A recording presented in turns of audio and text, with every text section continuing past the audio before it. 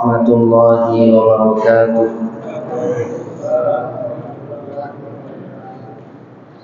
إن الحمد لله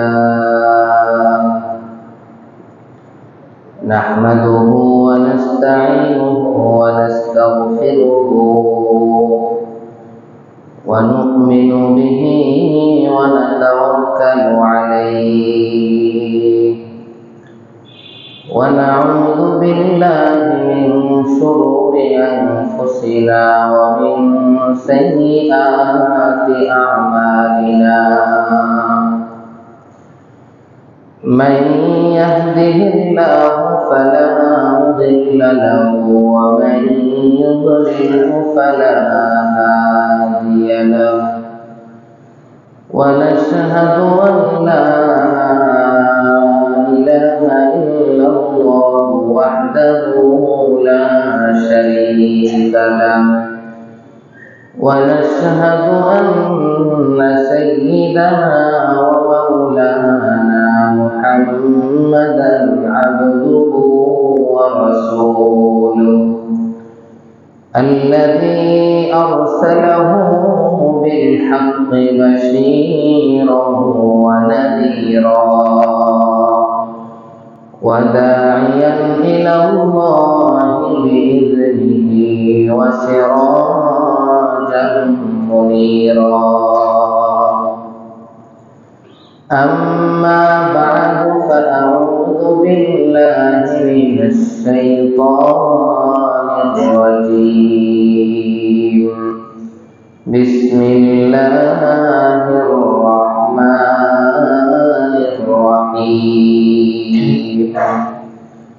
وما أمروا إلا ليعبدوا الله مخلصين له الدين.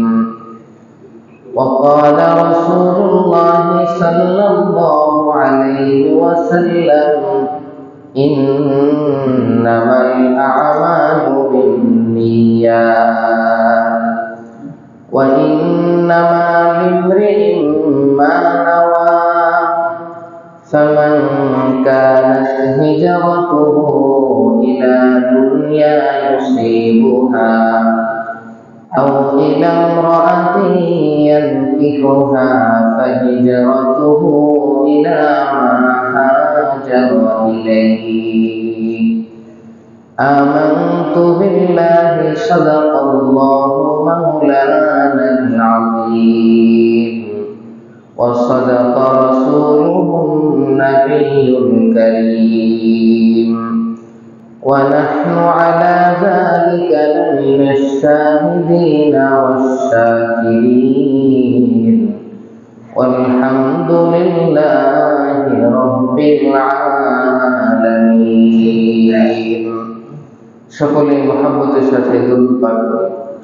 اللهم صل على محمد وعلى آل محمد كما صليت على إبراهيم وعلى آل إبراهيم إنك حميد مجيد. اللهم بارك على محمد وعلى آل محمد كما باركت على إبراهيم وعلى آل إبراهيم إنك حميد مجيد. الحمد لله মহান আল্লাহ রব্বুল আলামিনের দরবারে শুকরিয়া আদায় করি যিনি আমাদেরকে পবিত্র জুমার নামাজ আদায় করার লক্ষ্যে মসজিদে আসার তৌফিক দান করেছেন। সেজন্য সকলেই শুকরিয়া আদায় করি, বলি আলহামদুলিল্লাহ। সম্মানিত হাজিরিন, আমরা গত 2 সপ্তাহ যাবত হযরত ইমাম বুখারী রহমতুল্লাহ আলাইহির জীবন সম্পর্কে আলোচনা করছি। গত সপ্তাহে যেখানে আলোচনা শেষ হয়েছে, আলোচনাটা ছিল এমন, বুখারা শহরের যেখানে ইমাম বুখারীর জন্মভূমি, বুখারা শহরের যিনি শাসক ছিলেন তার নাম ছিল খালিদ বিন মুহাম্মদ আজ-জুহালি। খালিদ বিন মুহাম্মদ আজ-জুহালি যখন টের পেল ইমাম বুখারী অনেক বড় আলেম, তার হাদিসের ক্লাসে সবক নেওয়ার জন্য একসঙ্গে 90,000 ছাত্র বসে থাকে। খালিদ বিন মুহাম্মদ আজ-জুহালি তার রাজপ্রাসাদ থেকে বার্তাবাহক প্রেরণ করলেন যেন ইমাম বুখারী তিনি রাজপ্রাসাদে শাসকের দরবারে গিয়ে শাসককে পড়ান, এই বুখারী শরীফ তাকে পড়ান। অথবা খালিদ বিন মুহাম্মদ আজ-জুহালির 2টি সন্তান ছিল, তাদেরকে যেন পড়ান। ইমাম বুখারী রহমতুল্লাহ আলাইহি উত্তর দিয়েছিলেন, আমি কখনোই এই ইলমকে রাজদরবারে ফেরি করে বেড়াবো না, আমি কখনোই এই ইলমকে লাঞ্ছিত হতে দেব না। ইন্নী লা উযিল্লুল ইলমা ওয়া লা আহমিলুহু ইলা বাবিস সুলতান ইলা বাবিল উমারা। আমি আমিরদের রাজ প্রাসাদে কিংবা শাসকদের দুয়ারে দুয়ারে গিয়ে আমার এই ইলমকে ফেরি করে আমি ইলমকে লাঞ্ছিত করতে পারবো না। তিনি সংবাদ পাঠালেন, আমার কাছে যদি পড়তে হয় তাহলে অন্যান্য 90,000 স্টুডেন্ট যেমনই ভাবে আমার হাদিস আমার কাছে পড়ার জন্য আমার সামনে মাটিতে বসে ক্লাস করে, ঠিক তেমনি আমার সামনে এসে অন্যান্য ছাত্রদের মতো আপনাদেরকেও পড়তে হবে।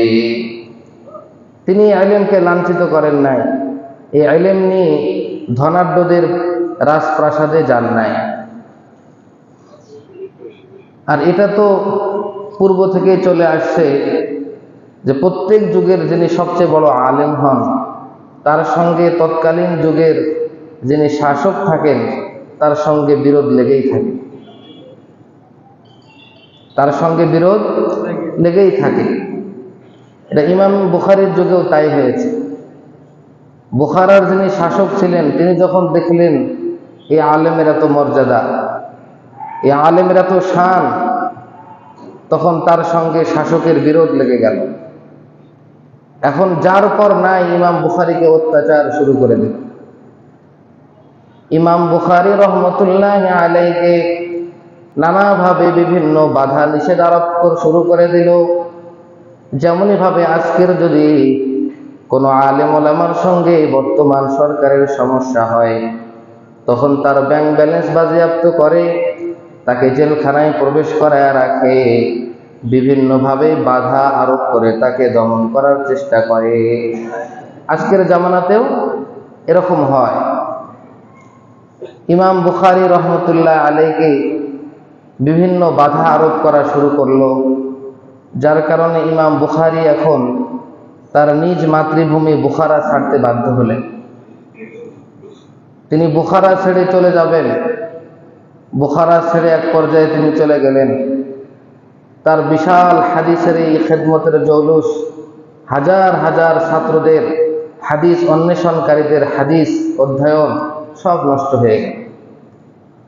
ইমাম বুখারী চলে গেলেন বিভিন্ন প্রত্যন্ত গ্রামে, যে গ্রামটির নাম ছিল খারতাঙ্গ, কেউ কেউ বলে থাকেন খারতান, কিন্তু আমি কিতাবে পেয়েছি খারতাঙ্গ।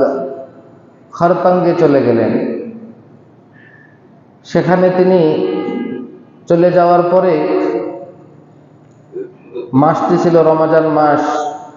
রমজান মাস যখন বিদায় নিতে চলেছে, একদম শেষ রজনী, ঈদের রাত, ঈদের রাত্রে শেষ রাত্রিতে ইমাম বুখারী রহমতুল্লাহ আলাইহি আল্লাহর কাছে প্রার্থনা করলেন, ওগো আল্লাহ, এই জমিনটা আমার জন্য সংকীর্ণ হয়ে গেছে, সুতরাং আমাকে এই দুনিয়াতে আর ভালো লাগতেছে না, আপনি আমাকে নিয়ে নেন। ইমাম বুখারী রহমতুল্লাহ আলাইহির দোয়া কবুল হয়ে গেল।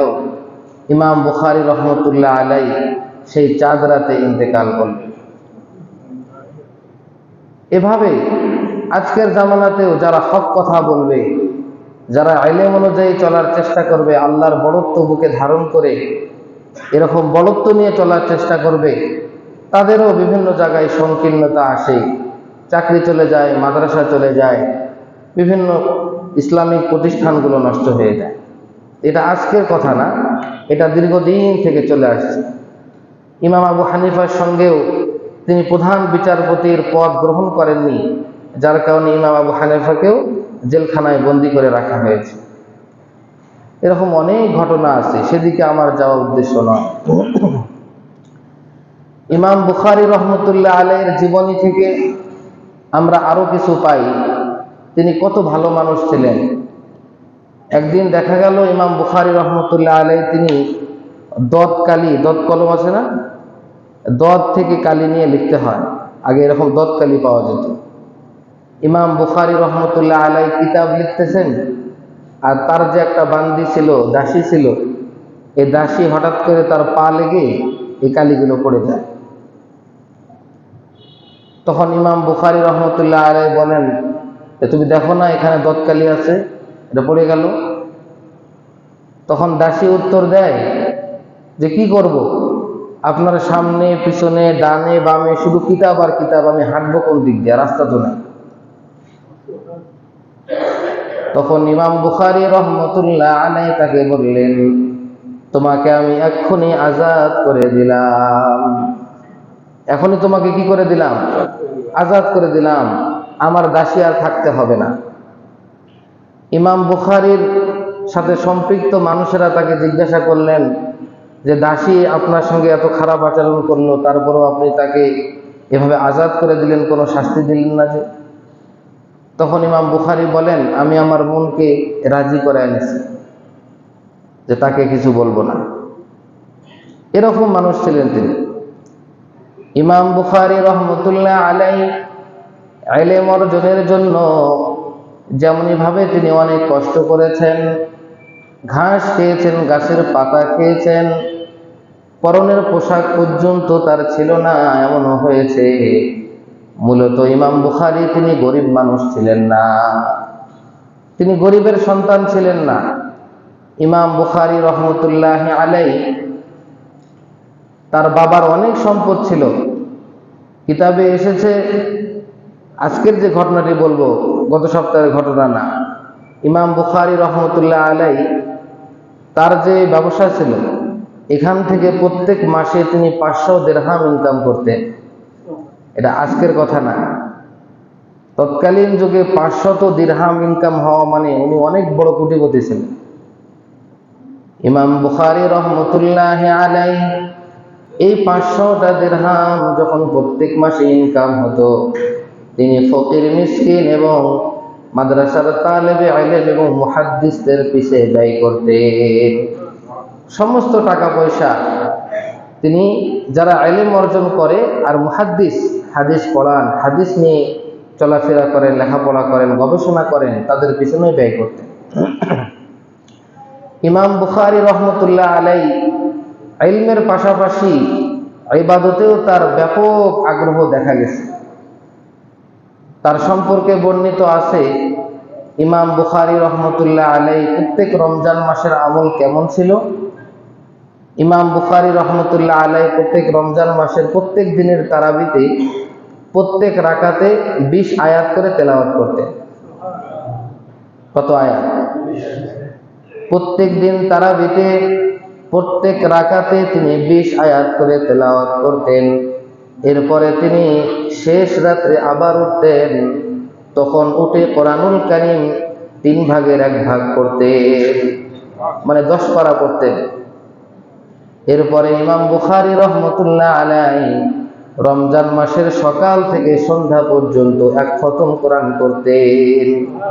প্রতিদিন সকাল থেকে সন্ধ্যা পর্যন্ত 1 খতম কোরআন যখন শেষ হতো, ইফতারির পূর্ব মুহূর্তে ইমাম বুখারী রহমতুল্লাহ আলাইহি পরিবারের সকলকে নিয়ে হাত তুলে দোয়া করতেন। কেন করতেন? কারণ কোরআনুল কারীম খতম করে দোয়া করলে দোয়া কবুল হয়। এই জন্য ইমাম বুখারী রহমতুল্লাহ আলাইহি ইফতারির আগে কোরআন খতম করে দোয়া করতেন। ইমাম বুখারী রহমতুল্লাহ আলাইহি একদিন বাগানে 2 রাকাত নফল নামাজে দাঁড়াইছে। নামাজ শেষ করার পরে ইমাম বুখারী রহমতুল্লাহ আলাইহি বলেন যে দেখো তো আমার জামার ভিতরে কোনো কষ্টদায়ক প্রাণী ঢুকছে নাকি, যে প্রাণীগুলো দংশন করে, কামড় দেয়, এরকম কোনো প্রাণী ঢুকছে নাকি দেখো তো। তখন একজন তার জামা খুলে দেখে যে একটা ভীমরুল 17 জায়গায় দংশন করেছে। কত জায়গায়? 17 জায়গায় দংশন করেছে। এমনকি সেই জায়গাগুলো মুতাওয়াররাম হয়ে গেছে, ফুলে গেছে। তখন সেই ব্যক্তি বলে, হযরত, এতগুলো কামড় ভীমরুল আপনাকে দিয়েছে, আপনি নামাজটা কেন ছাড়লেন না? ইমাম বুখারী রহমতুল্লাহ আলাইহি উত্তর দেন, আমি যেই সূরাটি ধরেছি এই সূরাটি মাঝখান দিয়ে শেষ করতে আমার বড় কষ্ট হইতেছিল। আমি চাইতেছিলাম সূরাটা শেষ করেই রুকুতে যাব, এই জন্য আমি নামাজটা ছাড়তে পারতেছিলাম। দেখছেন কারণ কি পরিমাণ কোরআনের আশিক ছিলেন। তাহলে ইলম অর্জন করলে শুধু ইলমের ফজিলত পাওয়া যায় এমনটি নয়, ইলম অর্জন করলে তার আমলের আগ্রহ বাড়ে, সেই ব্যক্তির ভিতরে মনুষ্যত্ব তৈরি হয়, সেই ব্যক্তি সহনশীল হয়, সেই ব্যক্তির ভিতরে ইলমের শান মান পয়দা হয়। এই জন্য ইলম অনেক সম্মানিত জিনিস, অনেক পবিত্র জিনিস। আমি আগেই বলেছি ইমাম বুখারী রহমতুল্লাহ আলাইহি এত বড় সাধক ছিলেন ইলমে আমলে, যার কারণে তিনি যখন দোয়া করতেন সাথে সাথে দোয়া কবুল হয়ে যায়। একবার এমন হয়েছে ইমাম বুখারী হাত তুলে দোয়া করেছেন, সাথে সাথে দোয়া কবুল হয়েছে, যার কারণে ইমাম বুখারী রহমতুল্লাহ আলাইহি তিনি দোয়া করাই ছেড়ে দিয়েছেন। তো হায়, না জানি দুনিয়াতেই যদি সব প্রতিদান পায়, আখিরাতে গিয়ে কি পাবে। কি পরিমাণ আখিরাতের প্রতি অনুরাগী আর কি পরিমাণ তারা আখিরাতকে প্রাধান্য দিয়েছে, কল্পনা করা যায়? তাহলে ইলম অর্জন করলে একটা মানুষের ভিতরে সব আসে, আখিরাতের জ্ঞান, আল্লাহর জ্ঞান, নবী মুহাম্মাদের জ্ঞান, ইলম আমল সব দিকে উন্নত হয়, যেটা আমরা ইমাম বুখারীর জীবনে পাই। ইমাম বুখারী রহমতুল্লাহ আলাইহি তিনি তার কিতাবটা যখন লিপিবদ্ধ করবেন, এই লিপিবদ্ধ করার পিছনে দুইটা কারণ রয়েছে। বুখারী শরীফ লেখার পিছনে কয়টি কারণ? দুইটি কারণ। এক নম্বর কারণ হলো ইমাম বুখারীর উস্তাদ ইসহাক ইবনে রাহওয়াই তিনি একদিন বলেন যে আমার বড় আশা ছিল এরকম যে যদি প্রিয় নবী সাল্লাল্লাহু আলাইহি ওয়াসাল্লামের সহিহ হাদিসগুলো আলাদা করে লেখা যেত। কথা বুঝছেন? নবী মুহাম্মাদের সহিহ হাদিসগুলো যদি আলাদা একটা ভান্ডার থাকতো, এটা আমার মনে চায়। এটা উস্তাদ বলেছেন। তখনই ইমাম বুখারী রহমতুল্লাহ আলাইহি মনে মনে একটা আশা করেছিলেন, আমার উস্তাদের আশা আমি ইনশাআল্লাহ পূরণ করার চেষ্টা করব, যে নবীর সহিহ হাদিসগুলো আলাদা করব। এটা একটা কারণ। দ্বিতীয় আরেকটি কারণ হলো ইমাম বুখারী রহমতুল্লাহ আলাইহি একদিন স্বপ্নে দেখেন বিশ্ব নবী দো জাহানের সরদার জনাবে মুহাম্মদুর রাসূলুল্লাহ সাল্লাল্লাহু আলাইহি ওয়াসাল্লাম ঘুমিয়ে আছেন, আর ইমাম বুখারী নবীজির শরীর থেকে, চেহারা থেকে মশা মাছিগুলো তাড়ায় দিতেছেন। চেহারার মধ্যে মশা মাছি পড়তেছে, এগুলোকে ইমাম বুখারী তাড়ায় দিতেছেন। ঘুম থেকে উঠে ইমাম বুখারী রহমতুল্লাহ আলাইহির বুঝতে বাকি রইল না যে আমাকে অবশ্যই জাল হাদিসগুলোকে আলাদা করে সহিহ হাদিসগুলো আমাকে লিখতে হবে, যাতে করে কোনো ভুয়া হাদিস, কোনো জাল হাদিস আমার নবীর দিকে সম্বন্ধ না করা হয়, যেটা আমার নবী বলেছে। এই জন্য ইমাম বুখারী রহমতুল্লাহ আলাইহি এই বুখারী শরীফ লেখার দৃঢ় ইচ্ছা পোষণ করেন, নিয়ত করে ফেলেন। এই কিতাবটি যখন তিনি লেখা শুরু করবেন, তখন ইমাম বুখারী রহমতুল্লাহ আলাইহি মদিনা শরীফে অবস্থান করছিলেন। কোথায় অবস্থান করছিলেন? এই কিতাবটি লিখতে ইমাম বুখারী রহমতুল্লাহ আলাইহির দীর্ঘ 16 বছর লেগেছে। কত বছর? 16 বছর, 16 মাস নয়। ইমাম বুখারী 16 বছর ধরে এই কিতাবটি লিখেছেন। কিভাবে লিখেছেন? ইমাম বুখারী রহমতুল্লাহ আলাইহি কিতাবটি লেখার শুরুতে অনেকগুলো শর্ত নিজের উপর আরোপ করেছেন। এমন ধরনের রাবি থেকে হাদিস নিব, এমন ধরনের রাবি থেকে হাদিস নেব না।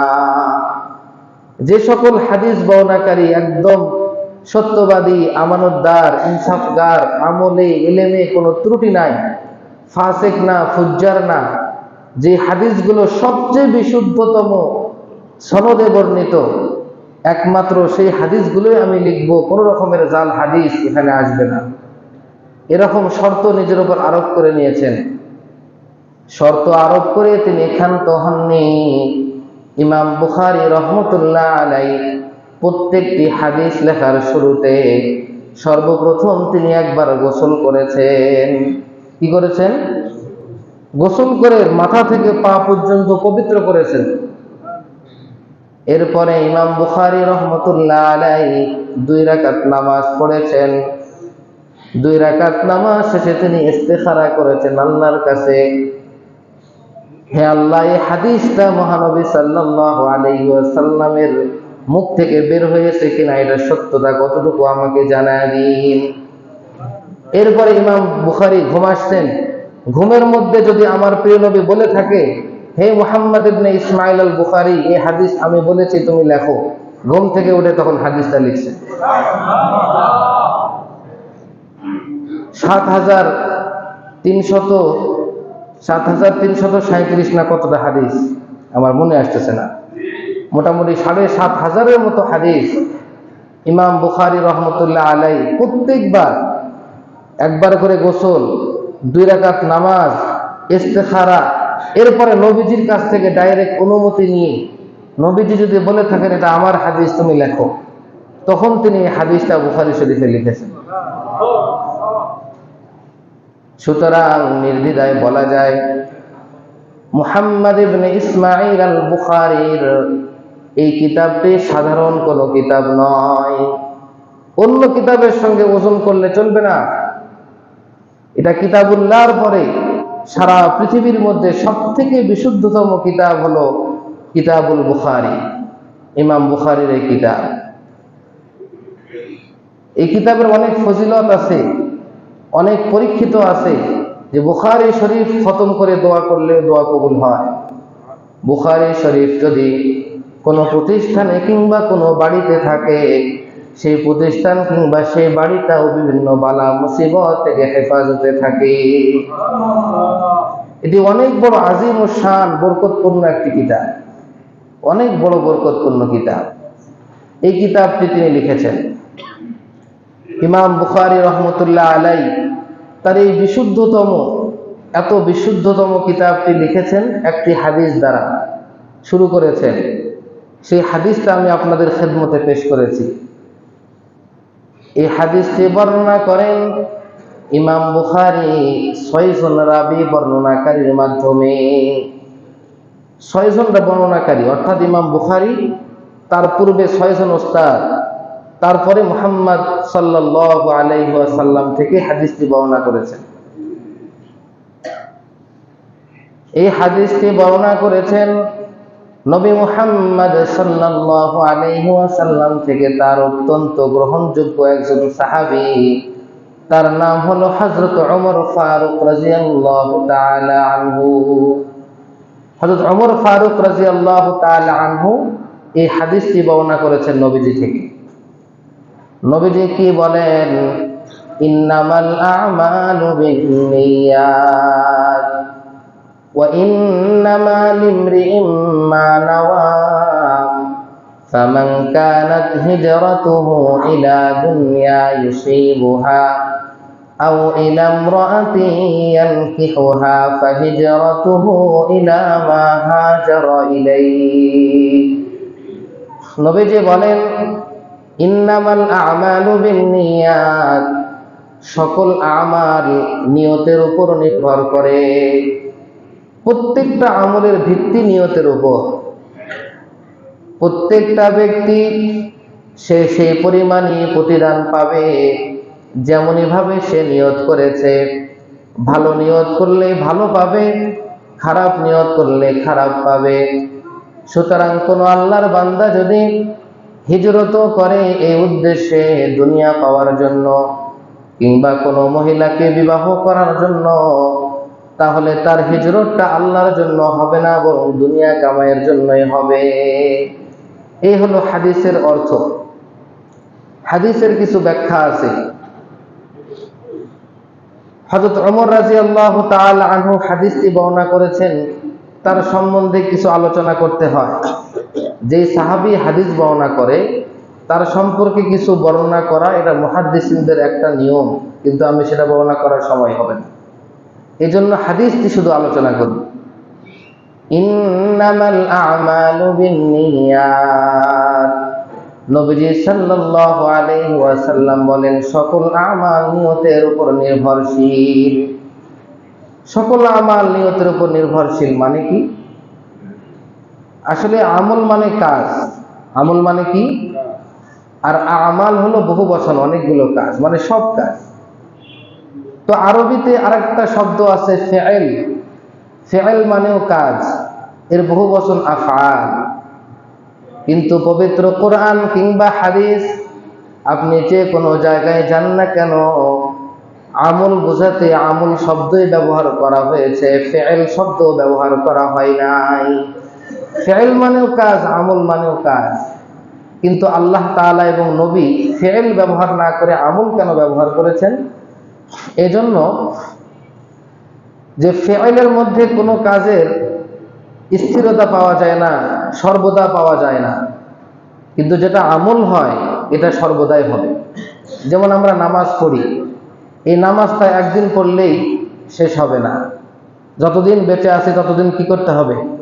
হ্যাঁ, এই জন্য ইন্নামাল আ'মালু বিন্নিয়াত, প্রত্যেকটা মুমিন যতগুলো আমাল করে, সারা জীবন যতগুলো আমল করবে, সবগুলো আমল হবে নিয়তের উপর নির্ভর। নিয়তের উপর নির্ভর মানে কি? মানে নিয়ত ঠিক না থাকলে আমলটি সঠিকও হবে না, নিয়ত ঠিক না হলে আমলের সবও হবে না। কয়টি কথা? দুইটি কথা। নিয়ত যদি সঠিক না হয় আমলটাও সঠিক হবে না, নিয়ত যদি সঠিক না হয় আমলটি আল্লাহর দরবারে কবুল হবে না। সুতরাং একটা আমল বিশুদ্ধ হবার জন্য নিয়ত জরুরি, একটা আমল আল্লাহ রাব্বুল আলামিনের কাছে কবুল হওয়ার জন্য নিয়ত জরুরি। কথা কি বুঝে আসছে? এখন একটি প্রশ্ন আসে, যদি নিয়ত ঠিক থাকলে আমলটা শুদ্ধ হয়, যদি নিয়ত ঠিক থাকলে আমলের সওয়াব পাওয়া যায়, তাহলে আমি খারাপ কাজ করব সঠিক নিয়তে, তাহলে কেমন হবে?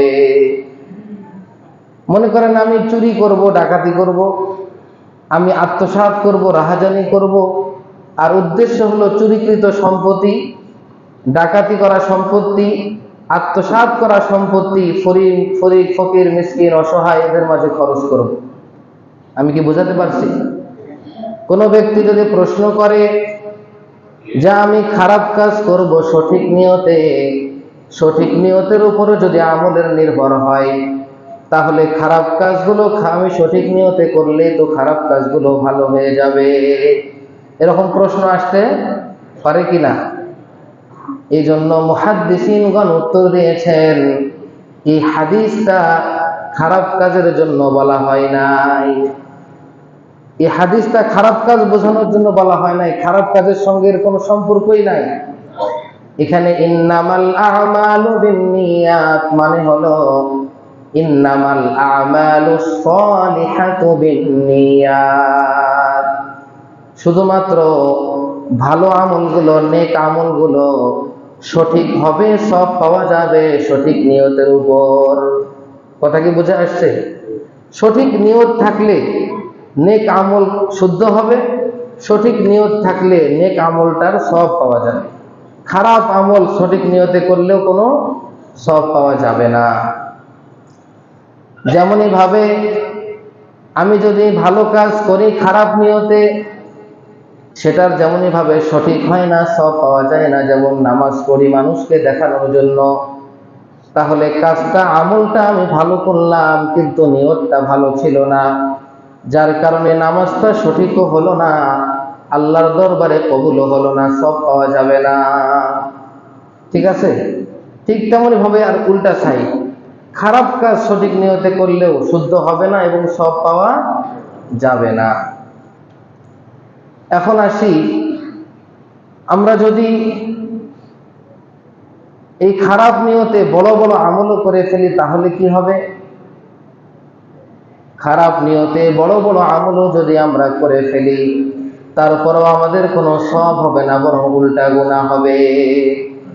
হাদিস শরীফের মধ্যে এসেছে, কাল কিয়ামতের মাঠে আল্লাহ রাব্বুল আলামিন যখন হিসাব নিকাশ শুরু করবেন, সর্বপ্রথম 3 ব্যক্তির নামে জাহান্নামের ফয়সালা হবে। কয় ব্যক্তির নামে? 3 ব্যক্তির নামে জাহান্নামের ফয়সালা হয়ে যাওয়ার পর হাসরবাসীর সামনে এই ফয়সালাটা শোনানো হবে। সমস্ত হাসরবাসীর সামনে এই ফয়সালা শোনানো হবে যে আল্লাহ তাআলার পক্ষ থেকে সর্বপ্রথম 3 ব্যক্তির জন্য জাহান্নামের ফয়সালা করা হয়েছে। এই 3 ব্যক্তির 1 নম্বর ব্যক্তি হলো যে আল্লাহর রাস্তায় শহীদ হয়েছে। এই ব্যক্তিকে আল্লাহ রাব্বুল আলামিন ডাকবেন, ডেকে প্রথমে বলবেন, হে ব্যক্তি, আমি তোমাকে এই এই এই এই নিয়ামতগুলো তোমাকে দিয়েছিলাম, এগুলো সঠিক কিনা? শহীদ ব্যক্তি বলবেন, হ্যাঁ আল্লাহ, আমার স্মরণ হয়েছে, আপনি আমাকে এতগুলো নিয়ামত দান করেছিলেন। তখন আল্লাহ বলবেন, এই নিয়ামতগুলোর তুমি কি করেছো, কি হক আদায় করেছো? তখন এই শহীদ ব্যক্তি বলবে, ইয়া আল্লাহ, আমি আপনার এই নিয়ামতগুলো পাওয়ার পর আমি আপনার রাহে জিহাদ করেছি। শুধু জিহাদই করি নাই, আমার প্রিয়তম, আমার সবচেয়ে প্রিয় জানটাকে আমি আপনার রাহে কুরবানি করে দিয়েছি। আল্লাহ রাব্বুল আলামিন বলবেন, তুমি মিথ্যা বলছো, তুমি আমার সন্তুষ্টির জন্য জিহাদ করো নাই, শহীদ হও নাই, তুমি এজন্য জিহাদ করেছো, মানুষ তোমাকে বীর বাহাদুর বলবে। সুতরাং তুমি যে উদ্দেশ্যে নেক আমল করেছো, দুনিয়ার মানুষ তোমাকে বীর বাহাদুর বলছে, ওটার প্রতিদান হয়ে গেছে। আজকে আখিরাতে তোমার কোনো প্রতিদান নাই। আল্লাহ রাব্বুল আলামিন আদেশ করবেন, তাকে জাহান্নামে নিক্ষেপ করো। ফেরেশতারা তাকে উল্টা মুখ করে জাহান্নামে নিক্ষেপ করবে। এরপরে আল্লাহ রাব্বুল আলামিন একজন আলেমকে ডাকবেন, একজন আলেমকে ডেকে বলবেন, তোমাকে আমি এতগুলো নিয়ামত দিয়েছিলাম, এগুলো স্মরণ পড়েছে কিনা? বলবে, হ্যাঁ স্মরণ পড়েছে। এই নিয়ামতগুলোর তুমি কি হক আদায় করেছো? আলেম, কারি, হাফেজ তারা বলবে, আল্লাহ, আমি আপনার সন্তুষ্টির জন্য মানুষকে দিনের দাওয়াত দিয়েছি, কোরআন শুনিয়েছি, আমি মানুষকে অনেক দিনের খেদমত করেছি। আল্লাহ রাব্বুল আলামিন বলবেন, তুমি মিথ্যা বলছো, কারণ তুমি এই জন্যই হাফেজ আলেম হয়েছিলে, মানুষ তোমাকে বড় আলেম বলবে। এটা তো দুনিয়াতে তোমাকে বলে ফেলছে। সুতরাং আল্লাহর পক্ষ থেকে আদেশ আসবে, তাকে জাহান্নামে নিক্ষেপ করো। ফেরেশতারা তার পা ধরে উল্টা মুখ করে জাহান্নামে নিক্ষেপ করবে। এরপরে আল্লাহ রাব্বুল আলামিনের সামনে একজন দানশীল ব্যক্তিকে ডাকা হবে। আল্লাহ রাব্বুল আলামিন তাকেও বিভিন্ন নিয়ামতের কথা উল্লেখ করে বলবেন, এগুলো তুমি পেয়েছো কিনা? দানশীল ব্যক্তি বলবে, হ্যাঁ আল্লাহ, পেয়েছি। আল্লাহ বলবেন, এই নিয়ামতগুলোর কি হক আদায় করেছো? তখন দানশীল ব্যক্তি বলবে, হ্যাঁ আল্লাহ, আমি তো সকাল সন্ধ্যা দিন রাত সমস্ত ভালো ভালো জায়গায় আমার সম্পত্তি খরচ করেছি, ব্যয় করেছি। আল্লাহ রাব্বুল আলামিন বলবেন, তুমি মিথ্যা বলছো, তুমি আমার রাহে কিছুই খরচ করো নাই, তুমি খরচ করেছো কেবলমাত্র মানুষকে দেখানোর জন্য। মানুষ তোমাকে দানশীল বলবে, এই সুনাম সুখ্যাতি পড়ানোর জন্য। এটা দুনিয়াতে পেয়ে গেছো, আমার কাছে তোমার কোনো প্রতিদান নাই। আল্লাহ রাব্বুল আলামিন তার জন্য জাহান্নামের ফয়সালা করবেন।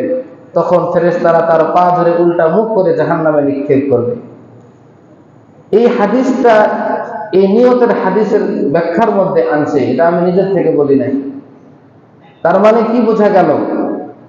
সবচেয়ে বড় বড় আমল জিহাদ করে নিজের জানকে দিয়ে দেওয়া, নবীর ওয়ারিসের মতো দায়িত্ব পালন করা, মানুষের হাজত পূরণ করা, মানুষকে দান খয়রাতের মাধ্যমে, এত বড় বড় আমল, এটাও যদি নিয়ত সঠিক না থাকে এই আমলটাও সঠিক হবে না, আল্লাহর দরবারে কোনো সওয়াব কিংবা প্রতিদান পাওয়া যাবে না। কথা কি বুঝে আসছে? এই হাদিসটি ইন্নামাল আ'মালু বিন্নিয়াত, সমস্ত আমাল নিয়তের উপর নির্ভরশীল। এরপরে আল্লাহ বলেন ওয়া ইন্নামা লিমরিইম মা নাওয়া, প্রত্যেকটি ব্যক্তির জন্য সেই প্রতিদানই থাকবে যেমনটি সে নিয়ত করেছিল। ভালো নিয়ত করলে ভালো প্রতিদান, খারাপ নিয়ত করলে খারাপ প্রতিদান, এটা তার জন্য থাকবে। এরপরে নবীজি বলেন ফামান কানাত হিজরাতুহু ইলা দুনিয়া ইউসিবুহা। এই হাদিসটি মূলত বুখারী শরীফের প্রথম হাদিস। আবার অন্যান্য হাদিসে আছে ফামান কানাত হিজরাতুহু ইলাল্লাহি ওয়া রাসূলিহি, যার হিজরতটা হবে আল্লাহ এবং তার রাসূলের দিকে, তার হিজরতটা সেটার হিসাবে গ্রহণ করা হবে যে সে আল্লাহ এবং রাসূলের জন্য হিজরত করেছে। আর যার হিজরতটা হবে দুনিয়া পাওয়ার জন্য, কোনো মেয়েকে বিবাহের জন্য, তাহলে তার হিজরতটা সেই হিসাবেই বিবেচিত হবে। এই হাদিসটা বলার একটা প্রেক্ষাপট আছে। এই হাদিসটা নবীজি কখন বলেছেন, কেন বলেছেন? দয়ার নবী সাল্লাল্লাহু আলাইহি ওয়াসাল্লাম সুদীর্ঘ 13টি বছর যখন মক্কা নগরীতে দ্বীনের দাওয়াত দিলেন, এই দাওয়াত দেওয়ার পরে তেমন কোনো ফলপ্রসূ হলো না। মক্কা নগরীতে আল্লাহর বিধানগুলো অবাধে নির্বিঘ্নে স্বাধীনভাবে পালন করার মতো পরিবেশ পাওয়া গেল না। তখন আল্লাহ রাব্বুল আলামিনের আদেশ আসলো হিজরত করা। নবীজি সাল্লাল্লাহু আলাইহি ওয়াসাল্লাম ঘোষণা দিলেন হিজরত করো, যে যেখানে যেভাবে আছো হিজরত করে চলে যাও। সকলেই হিজরত করে দারুল কুফর থেকে দারুল ইসলাম মদিনাতে হিজরত করে চলে গেলেন। এই হিজরতকারীদের মধ্য থেকে একজন ছিলেন উম্মে কায়েস নামে একজন মহিলা। কি নাম এই মহিলার? উম্মে কায়েস, কায়েসের মা, অথবা তার আসল নাম হলো কাইলাহ। কি নাম? কাইলাহ। এই কাইলাহ কিংবা উম্মে কায়েস হিজরত করে চলে গেছেন মদিনায়। এই মহিলা যখন মক্কা শরীফে ছিলেন তখন এক পুরুষের সঙ্গে তার বিবাহের কথা ছিল। যখন হিজরত করে মহিলা মদিনায় চলে গেছে, যার সঙ্গে বিবাহের কথা সেই ব্যক্তি মক্কা শরীফে অবস্থান করছে। মক্কা শরীফে অবস্থান করা অবস্থায় তিনি একটা চিঠি পাঠিয়েছেন উম্মে কায়েসের কাছে, কায়লার কাছে, যে তোমার সঙ্গে, আপনার সঙ্গে তো আমার বিবাহের কথা ছিল, এখন আপনি এই বিবাহে রাজি আছেন কিনা বলেন। উম্মে কায়েস বার্তা বাহককে জানিয়ে দিলেন আপনার সঙ্গে আমার বিবাহের কথা হয়েছিল, ঠিক আছে, কিন্তু আমি তো হিজরত করে মদিনায় চলে এসেছি, আপনার সঙ্গে বিবাহ কিভাবে হবে? আপনি তো মক্কায় আছেন, আপনার সঙ্গে তো বিবাহ হওয়া সম্ভব না। তখন এই ব্যক্তি উম্মে কায়েসকে বিবাহ করার উদ্দেশ্যে সুদূর মক্কা থেকে কষ্ট করে অনেক সফর করে মদিনা শরীফে হিজরত করে চলে গেছেন। সে যখন হিজরত করে মদিনায় চলে গেছেন, এই সংবাদটা মহানবী সাল্লাল্লাহু আলাইহি ওয়াসাল্লামের কানে আসে। বিশ্বনবী দু জাহানের সরদার উক্ত ঘটনা শোনার পরে তিনি মসজিদের মেম্বারে দাঁড়ালেন। দাঁড়িয়ে তিনি বললেন ফামান কানাত হিজরাতুহু ইলা দুনিয়া ইউসিবুহা আও ইলা ইমরাআতিন ইয়ানকিহুহা ফাহিজরাতুহু ইলা মা হাজারা ইলাইহি। নবীজি পূর্ণ হাদিসটাই ইন্নামাল আমালু বিন্নিয়াত থেকে হাদিসটি বলেছেন। নবীজি বললেন সমস্ত আমল নিয়তের উপর নির্ভর। সুতরাং কোন ব্যক্তি যদি হিজরত করে দুনিয়ার উদ্দেশ্যে অথবা কোনো মহিলাকে বিবাহ করার উদ্দেশ্যে হিজরত করে, তাহলে তার হিজরত কিন্তু আল্লাহ এবং রাসূলের দিকে হিজরত করার মতো বলে গণ্য হবে না, বরং তার হিজরতটা হবে দুনিয়া কামাইয়ের জন্য এবং মহিলাকে বিবাহ করার জন্যই হিজরত হবে।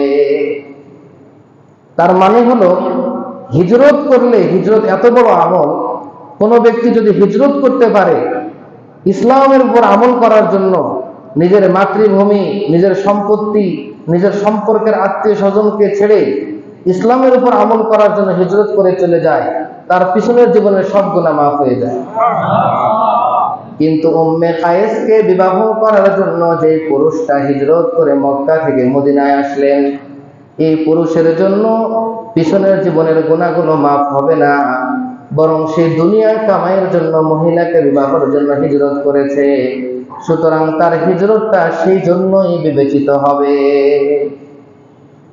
এই হাদিসের আরো সামনে পিছনে অনেক ব্যাখ্যা আছে, কিন্তু এতগুলো সম্ভব না। আল্লাহ তাআলা আমল করার তৌফিক দান করুন।